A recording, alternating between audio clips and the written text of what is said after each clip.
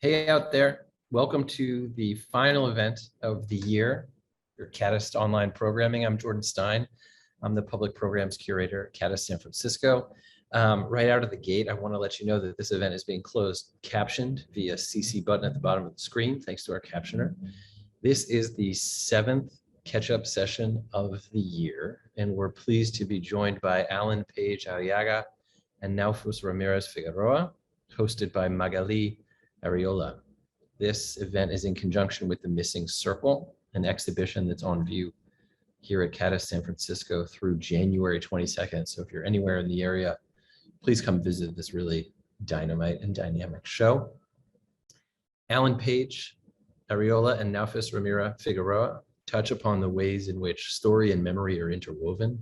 Their works and ideas reckon with performance and role-playing as strategies to strengthen political formations and to explore where historical actors, fictitious characters, tangible facts, and mythic tales collide.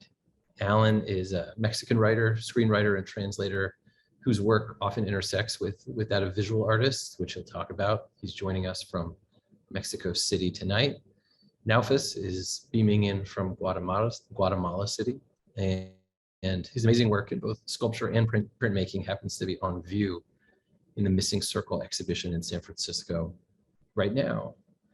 Magalí is director at Museo Tamayo in Mexico City. As some of you know who are friends with KADIST, Magalí is at the helm of a 3-year series of seminars, artist commissions, and exhibitions with KADIST that depart from the shared experience of death and extinction in Latin America from colonial times to the present. The project has manifested in all kinds of places in any number of ways. And both Alan and Naufus participated in a previous seminar related to Magalí's project, but we really wanted to just get them in conversation with each other. And I'm very glad that they agreed to participate tonight. So thanks to them and thanks to everybody for being here. The format for these catch-up sessions is the same. It's always consistent. I'll invite the host, in this case Magalí, to introduce the conversation. Naufus will speak for about 10 minutes about thoughts, work, points of intersection to discuss with Alan. Alan will have the floor, and then we'll move to an open dialogue for about 20 minutes.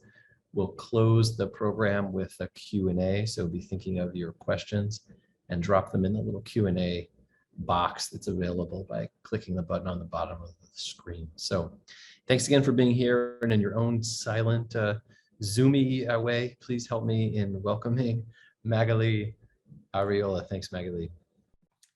Hi, everyone. Thank you, Jordan. Well, as Jordan said, this is a conversation that we really thought of just departing from the whole project, The Missing Circle. So as many of you probably have seen the show, I'm not gonna say much about it, and I hope you have seen it, and if not, I invite you to do so. And as Jordan said, The Missing Circle is a 3-year long project that consisted of a series of seminars and artist commissions and exhibitions that were hosted in different places in Latin America, different cities. And one of the points of departure for the whole project was precisely the shared experience of death and extinction in Latin America, from colonial times to the present. So the reason to have today with us both Alan and Naufus is the fact that they were both part of the first seminar that was held in the Yucatan back in 2018 already. And the seminar was titled Fables of the Undead. And of course, it referred to many of those issues and those presents that have constructed the history of Latin America over the centuries, like since colonial times. And one of the main figures in this seminar and one of the main figures of the show is precisely the figure of the undead.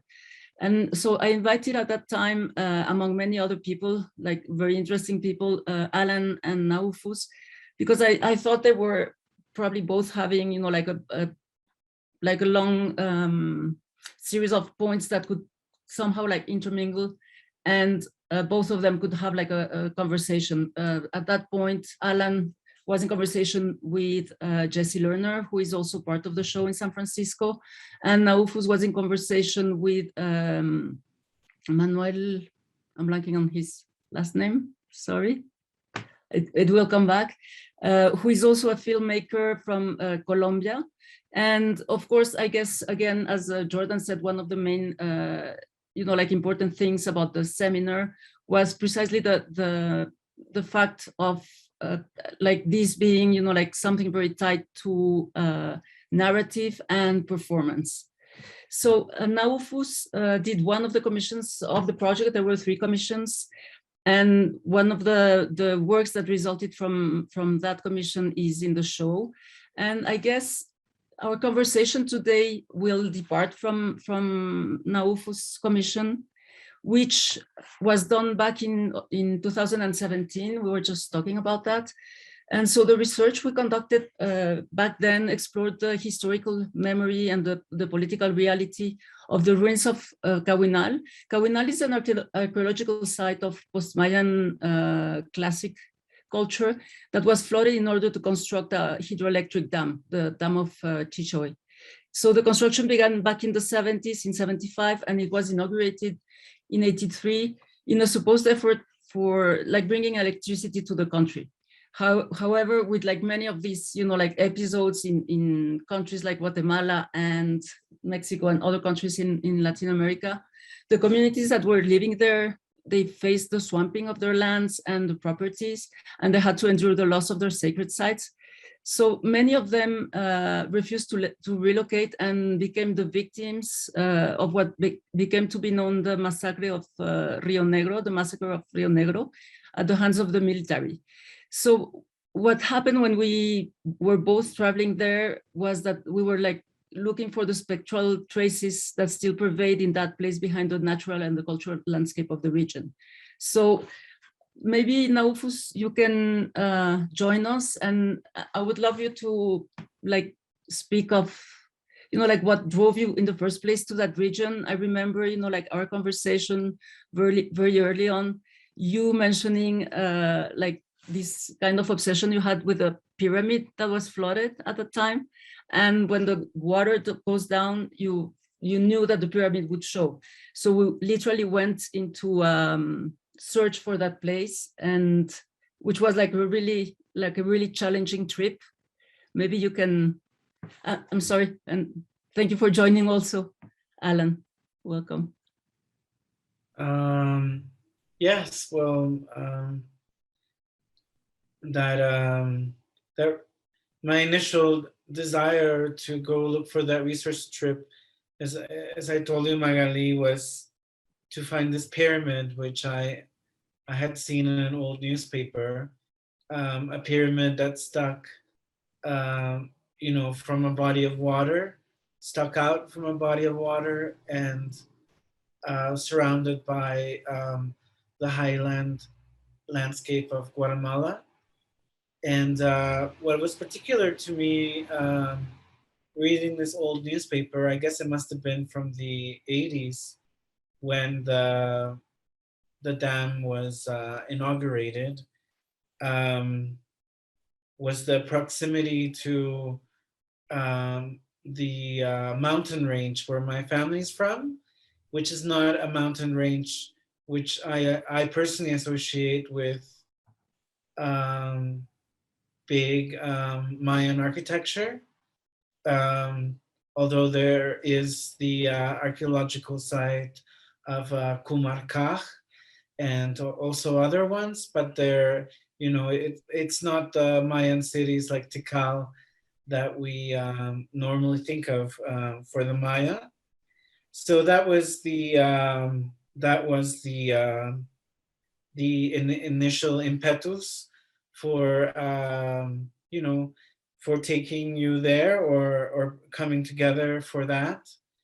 And what we discovered, I guess, was I wasn't totally aware of the violence that had incurred from the dam, and so that opened the knowledge to that, and also the further research. And of course, one of the main things in the reading research that happened after we did the site visit, or at least the in situ kind of research was the archaeological value which that city had, especially in the studies by Alain Breton in the months before the flooding of the archaeological site. And this, the city of Kawinau remains one of the main sites for this, references for the study of Mayan architecture, both domestic and ceremonial, and the transition from pre-classical to post-classical.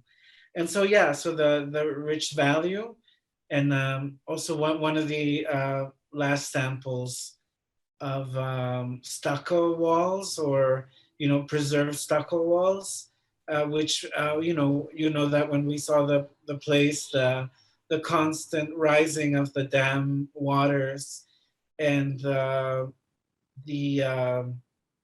and then the lowering of it in the dry season meant that there is very little stucco that which can be seen now. And yeah, so that was our research.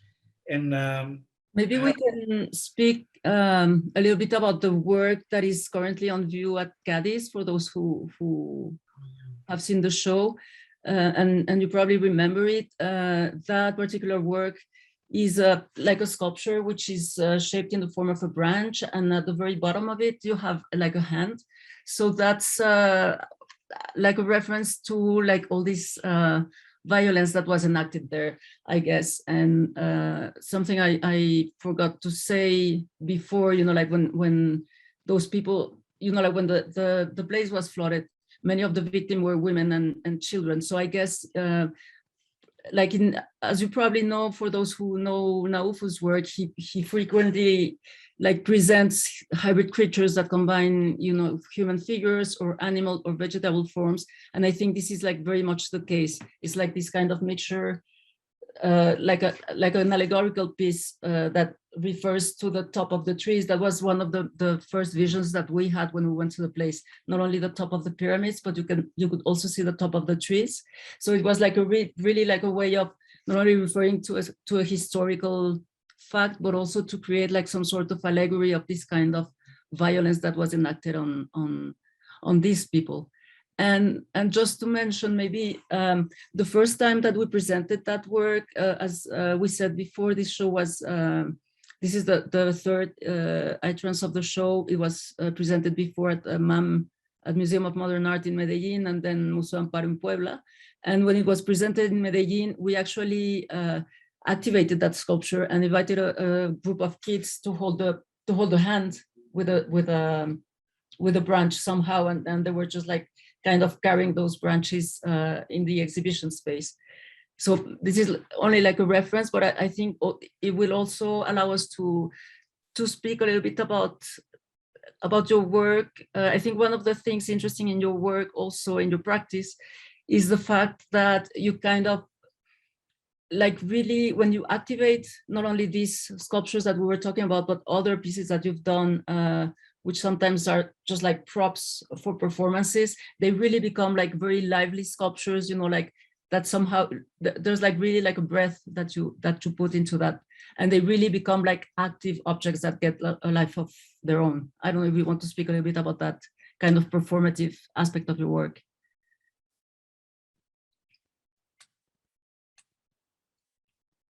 I'll talk about the piece in the show at KADIST now. It's a part of two other sculptures, and they're sort of branching figures with hands at the bottom of it.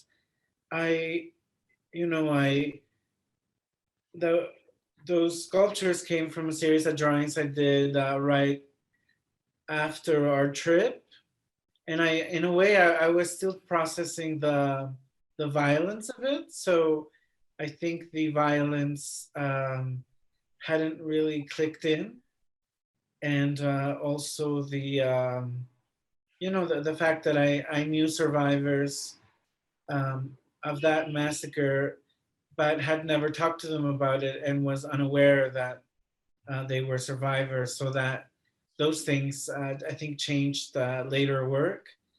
But yeah, for that work, it was that hand.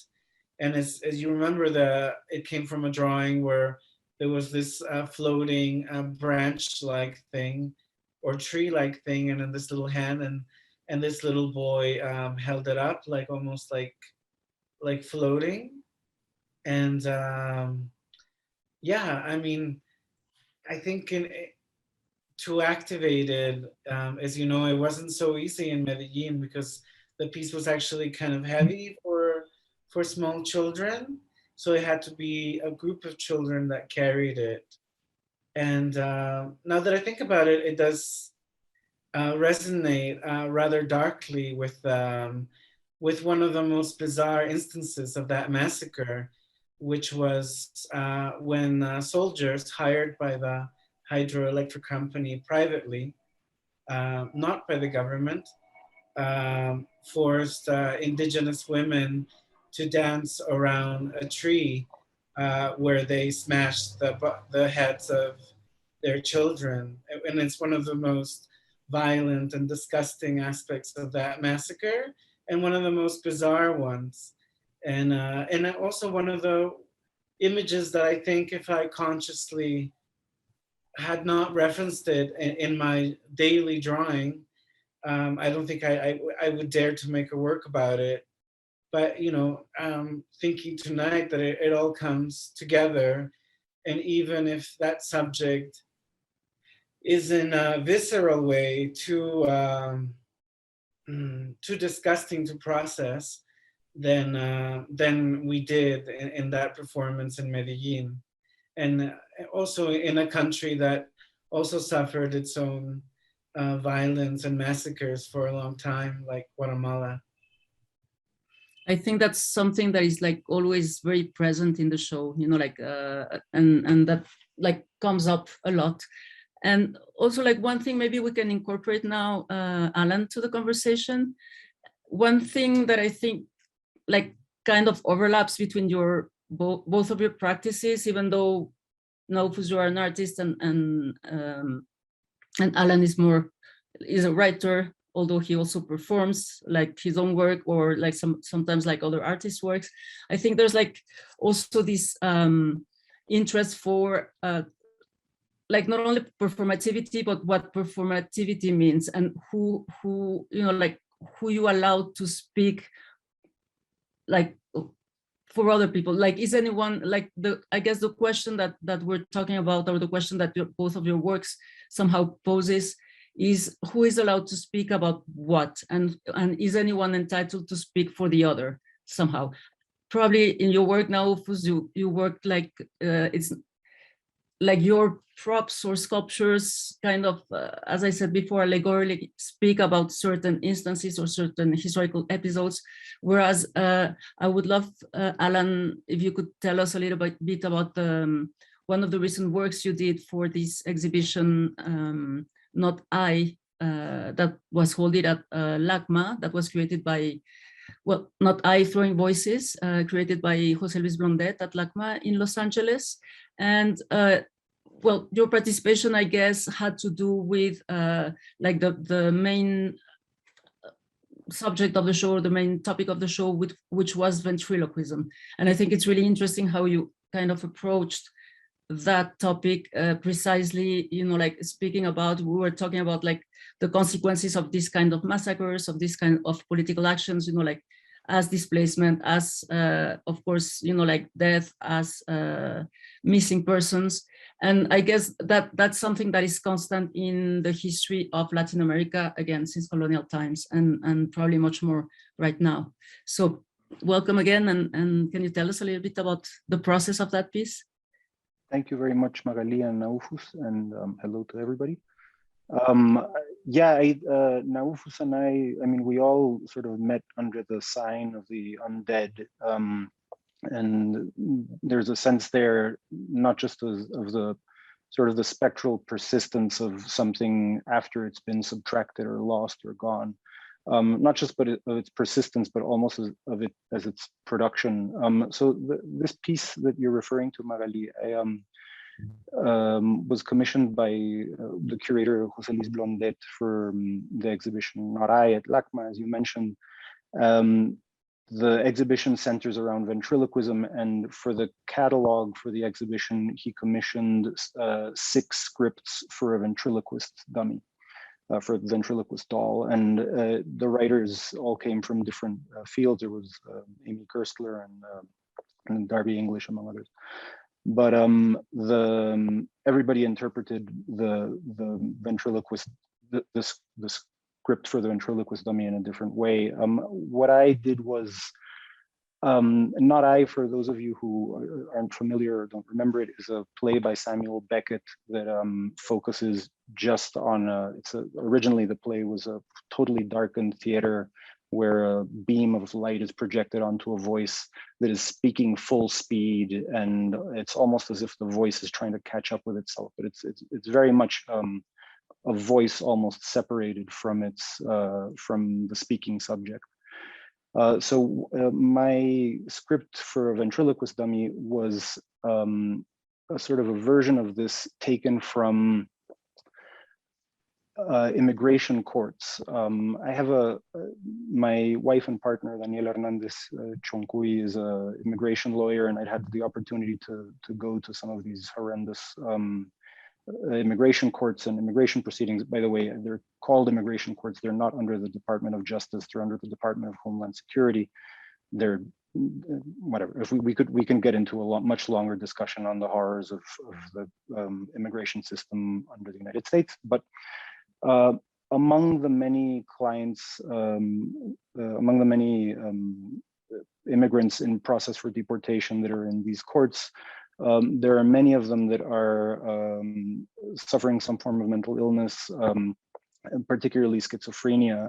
In particular, and this is one of the reasons why I was able to see this, even if you're a 5-year-old boy and you're in one of these courts, you don't have a right to representation. The only thing that allows you a right to representation is if you are deemed not competent to represent yourself. So that's when an attorney or a defense lawyer comes in, just to basically to help you be intelligible. So the script for the ventriloquist dummy is a scene played out between an immigration judge, a migrant man who is telling the story of how he, the judge is basically trying to determine if the migrant is deemed worthy of representation because of if he's in fact schizophrenic. But the whole piece is, the whole script is written strictly from the perspective of the simultaneous translator in the court. So the script itself is an almost barely intelligible chunk of English turning into Spanish, because what you have when you have these court interpreters, it's very, I mean, it's sort of interesting. You have a simultaneous court translator that is translating the voice. She has the voice of the migrant man in one ear, the voice of the judge in the other ear. As the judge speaks, she's relaying the English of the judge into Spanish for the migrant man. As the migrant man speaks, she's translating it into Spanish, into English for the judge. So it's a sort of a cluster of voices only played out through the perspective of the court translator, and it has a similar flavor to Beckett's Not I. It's a sort of a condensation of voices being separated from their subjects. And I guess like this, this is probably like one of the main questions that were addressed during the seminar, also like back in the Yucatan by Manuel Correa. Now, sorry, apologies for my blanking. I think his presentation was also really interesting, as he was working with a group of, he's from Colombia, as Naufus said, and he was working with a group of mothers that were like the mothers of like victims of the war in Colombia. And one of the main questions that he was posing was like, who is the victim and who is the victimizer, and who is the actor and who is the witness, as the whole film is actually structured based on like a theater play, again, that the mothers of the disappeared would perform in front of those who were already in prison and accused of having, you know, like killed or made disappear like all these persons. So I think this is like really, again, like a very interesting thing that one can also see in your work, and particularly like Not I, with all this like kind of overlapping of voices, because like one doesn't really know who is talking for who, and who again is entitled to speak for the other in a way. And probably for me, one of the most interesting things when you were talking and we were talking before is the fact that actually like these migrants are not entitled to speak for themselves, which is really like something really violent. And I guess this is one of the main also topics of the show, and I guess one of the main reasons to do the show, since we're speaking about, as we said, you know, like all these like undead and all these like people who were actually deprived of their voices. And that starts, you know, like very early on with the figure of the zombie, as we've been, you know, like we've been doing like several programs on this, you know, like the zombie being like really this kind of allegorical figure that is deprived of everything, you know, like of agency, voice, and all of this. So yeah, I was even, it struck me a lot, the piece that you were just describing with Naufus. I would even ask you, Naufus, because I was struck by this image of the water level dropping on the dam, and the point of the pyramid appearing, and just these sort of branches that remain there. And it even reminds me a little bit of this piece. You also have another piece, The History of Architecture in Guatemala, where these allegorical figures bang against each other until they are stripped of the material around them and the bodies are laid bare. But they're what seems to me to be in dialogue with between the two sort of approaches here is, it's these spaces where a sort of an act of subtraction or an act of loss or an act of elimination actually produces something, and it produces this sort of remainder, this insistent remainder. I mean, this is why I think of this branch in this hand, which is really sort of something born out of radical loss, but you transform it into this very beautiful piece, this sort of remaining object. And in my case, it's obviously much less material. It's strictly the production of the voice as object. But I was wondering about your work, Naufus, and your relationship to these allegorical figures that and these sort of these things that remain after these acts of subtraction. Well, I don't know. I think tonight is an enlightening night, but because I hadn't really made I think other people have made the connection, but I hadn't made the connection between the dance around that tree and the massacre, and I mean, and these sculptures. It's obvious, right? But I didn't make the connection. I think emotionally, I was not prepared, and also, you know, as I mentioned earlier, the fact that I had known all my life survivors of that massacre, but they had never shared with me their story. That was also took a long time. So in a way, you know, like some works happen, and they happen, and I guess like a language, sometimes the words together don't make sense until many years later, or even at the last moment when the project is about to close in its final cycle, as we are. But yeah, I guess sometimes we just grab onto the main thing. So it's this tree branch, and it's this pyramid, as you said, connecting the other work. And both the pyramid in the performance seems a bit out of place, it becoming a costume, and being silly. And I guess the pyramid sticking out of you know, not a more like pine forest than, you know, landscape than a jungle. It also seems a bit out of place. But yeah, I think in that instance, when I do grab onto, I don't know what you called it, symbols, or I forget I what think objects, it might have said. objects. Yeah, I guess maybe it's a way of maybe it's a desperate way to grab onto something. Mhm. I think I don't know. I've been thinking of making a new woodcut series. In these woodcut series that's at KADIST right now. The woodcut series is called the Obsidian Mirror, and it has several images which I have carried with me in my subconscious and in my memory, which I never really wanted to draw in black and white. So it's black ink on black paper. So you kind of have to like move your head to see the image. And I don't know if you'll really get the whole thing. But I wanted to do a series, you know, since the first lockdown called Toque de Queda in Poptun.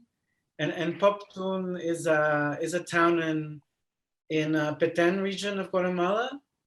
And I guess during the first lockdown that the curfew in that town, because Guatemala went through a curfew, that town was really infamous because it really, people were really sneaking around to live their own lives despite the curfew, like seeing their boyfriends or visiting their grandmother and just like hiding from the police behind light posts. And but anyway, I was also thinking about, you know, like, I don't know, Afterlives. Afterlives of your work.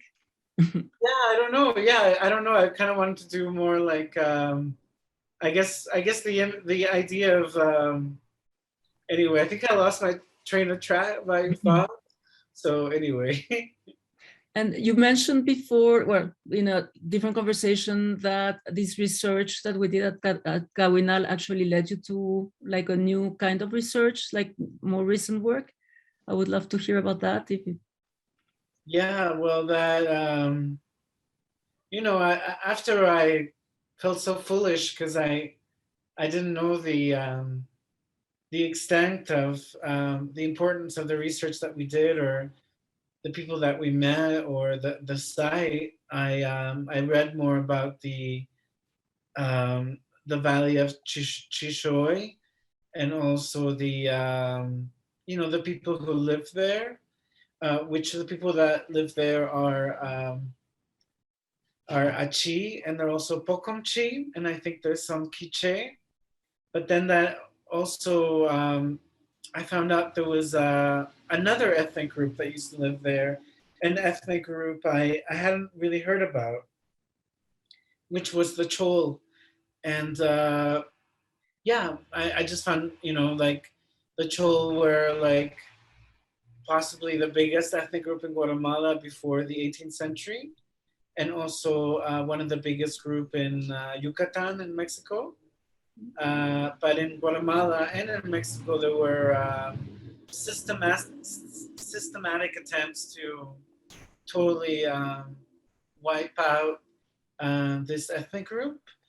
And in Mexico, though, there are some towns, luckily, that do remain that speak Chol. But in Guatemala, the erasure was completely successful, even if people know that they might have Chol ancestors. So yeah, so that's the project that it led me after. And I wouldn't know that because if we hadn't done that, because Rio Negro or Rio Chichoy was one of the routes that the Chol took. They specialized in luxury products like jade and chocolate and vanilla. So this was the rate routes that they took around the country, and from like who knows when, until like the, you know, probably the mid 18th century. So yeah, this is one of the routes that that research took me, and which I'm still working on now. I think I remember you telling me, Naufus, that there were guerrilleros that would see Chol, specters of the Chol passing in the jungle. Was that, do I remember correctly?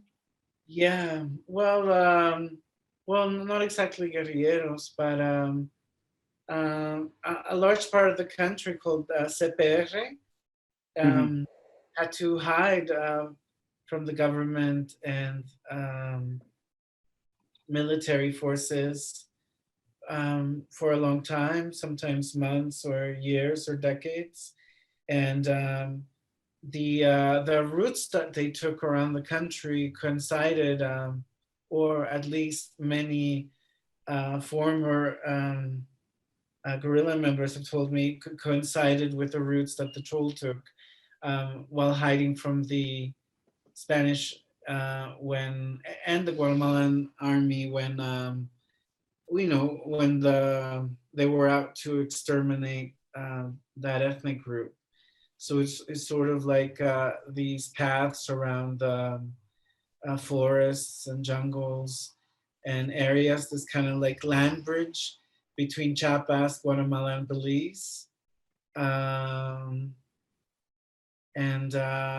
one of the ladies, which I had, I have known for a long time, and known her family, who also I really didn't know her story, but with this research about Chol, I finally got to hear her story, and not just know her as a friend or a lady I really like. Well, she shared with me this hallucinations or apparitions that she experienced while living as a CPR, or a community in hiding. These were not communities that were guerrillas; they were civilians hiding. And yeah, she just saw these green people emerge from the jungle and pass through their camps, and which I know has a cinematic, it's already an image that we're familiar with, but it's a image which she had described to me, while eating at her house for years and years. But it wasn't until doing my research about the Chol that I was like, oh, and then I mentioned her, did you think, have you heard about the Chol? And she totally had, I was ignorant about it, but it was part of her knowledge. So anyway, that was the connection that we made together, or that you mentioned now. And I think maybe, Alan, you want to expand a little bit on this? I think like in both of your cases, it's really interesting how your practice is actually very much informed by like these kind of narratives, like everyday narratives. And there's like, of course, in Naufus' case, there's a lot of interaction that one can sense with people's stories in a way. It's always like very much anchored somehow in maybe like historical episodes, very precise historical episodes, but it's much more informed by all these different narratives that are like interwoven somehow into his own like autobiographical history, and then other people's stories. And I think in your work also, like of what I know and of what I've seen, you do a lot of research also based on other people's stories. Maybe you want to speak a little bit about this? Yeah, I mean, in the piece in question, the ventriloquist piece, I ended up condensing and making a sort of a fictionalized condensation of a multitude of the stories. But honestly, with every one of the migration stories that cross through these sort of courts, it's a world unto itself. But what I think is particularly interesting to me about the voice specifically, and the idea of voices in schizophrenia or psychosis. And I just want to be clear, like I'm using these they're Western diagnostic categories, but one of the things that happens with a lot of these things is it's not that they are migrants who happen to have, contingently or peripherally developed some form of psychosis while they were migrating. I think a lot of the times these phenomena of hearing voices are come in hand with the eradication of your symbolic and imaginary and real social space. So when these social spaces collapse and people are basically forced into migration for whatever reason it may be, usually political violence, but now there's of course tons of climate change migration, or both. You have a lot of these psychotic phenomena appearing as a sort of again, it's an insistence of something that was lost that starts to take this other form. What I find for me in my sort of thinking about it, I find particularly interesting about the voice is that the voice doesn't really have its own domain. Nobody's in charge of the voice. This isn't, it doesn't belong to literature. It doesn't fully belong to the art world, although you can explore it there. It's something that's fundamentally immaterial. It's very hard to sort of get your hands on, and yet it insists and persists and is a central part of these stories of subjects that have been basically stripped out of their possibility of being subjects, right? Their symbolic and social space is all of a sudden radically stripped from them. And it's almost as if that subjectivity persists in these auditory, vocal phenomena. So, I mean, again, there's tons of stories of these, but one of them I remember in particular, Canjobal client of Daniela's, who when she met her for the first time, she was presented to her as a catatonic schizophrenic who basically couldn't speak, couldn't say anything, was completely sort of erased. And she was constantly being put into this position where immigration judge was demanding of her questions that she would not or could not answer. And it was by a sort of a stroke of luck that Daniela figured out to bring a woman Canjobal interpreter with her. And it was like some uncanny thing. The minute she had a Canjobal woman to speak to, she opened up immediately and started speaking as like from 1 minute to the next. So it's I don't know, it's a complicated and much broader field, obviously, but I do think it's one of these ways in which the voice persists and insists and is sort of produced as separate from an actual subject or an actual being in these acts of radical loss. Well, maybe it's already almost like 10 to 9, so we can probably open it to other people's voices. Well, if there's some questions that we can take. Yeah, I think I had a question for Alan. I guess in the whole idea of ventriloquist and speaking for somebody who's asking for asylum or at least entry into the US. And you mentioned the disembodied voice, and I was thinking, when we speak with friends, sometimes what we say together doesn't really make sense, and there's no pressure for it to make sense, because you could just laugh it off or you could do something else. And the same thing when you're with your family. But when you're in a court situation, there is no space for those things that don't make sense. So hearing your performance and the man story, the schizophrenic man story, I I felt like he's just saying what comes up, you know, as you would naturally. It's just that there is no, perhaps there is no self-awareness to change that. Although, you know, I did wonder, I mean, I don't know if that, I mean, I guess that's another question. Was that based on a real case?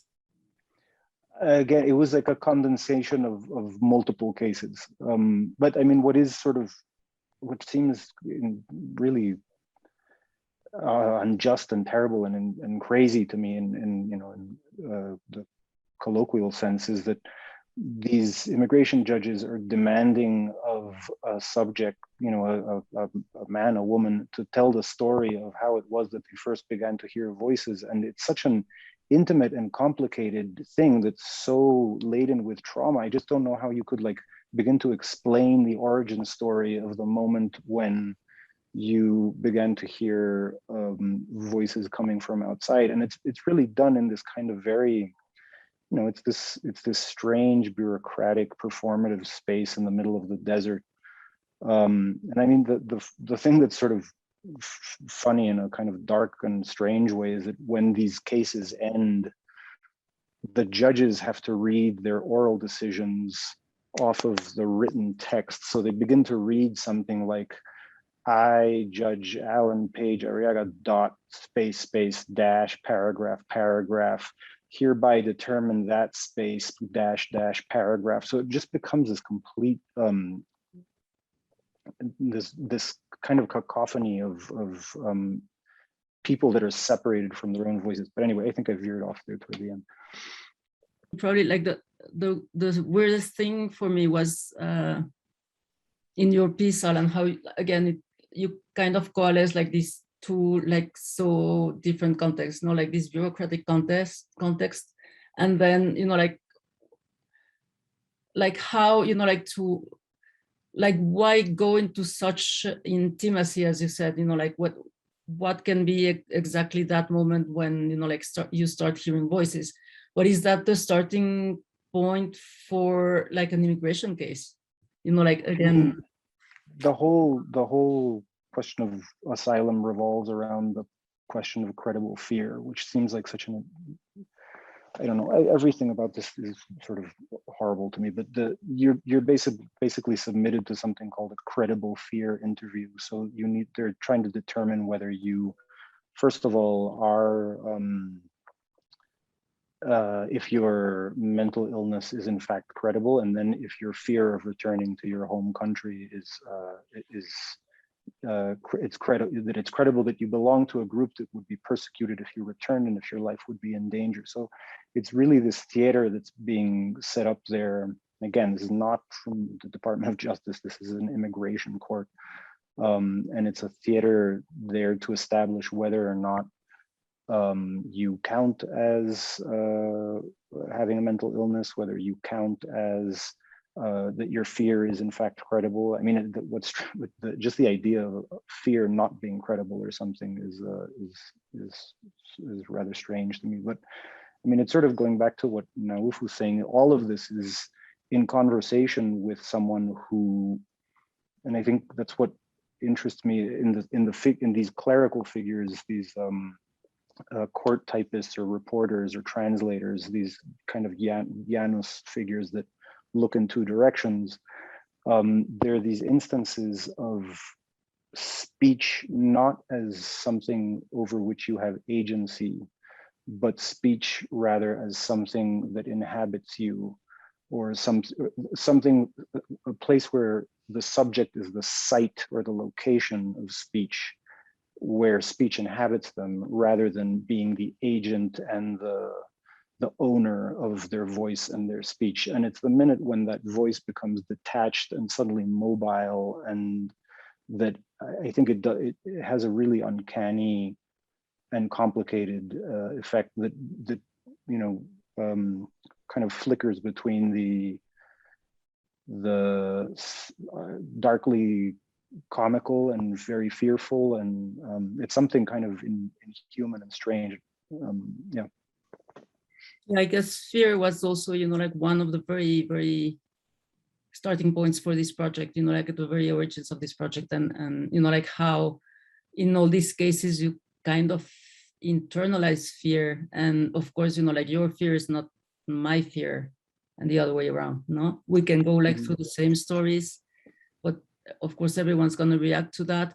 But what is true, and probably one of the bottom lines, is like how fear in those kind of situations is that's actually what makes you probably lose your voice also. No, so it's really, it's always like within that kind of contradiction, and that, I guess, that's pretty much the kind of terrain where this whole project started, and it evolved. And that was probably also, I guess, like maybe that's like another conversation, but that was also like one of the main like topics we addressed in the second seminar that took place in Chile, and which wasn't about, as like the first one, as I said before, was dealing with the undead and the figure of the zombie as an allegorical figure.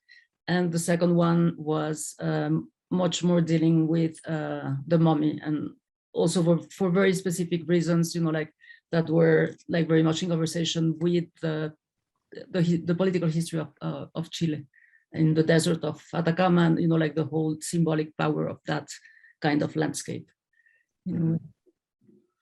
Well, I think we can, there's like, I don't see like any questions, so thank you very much to both of you, and thank you for to everyone who attended, and I hope you can see the show at some point, and we can probably meet at some other point, hopefully not virtually, and continue this kind of conversation.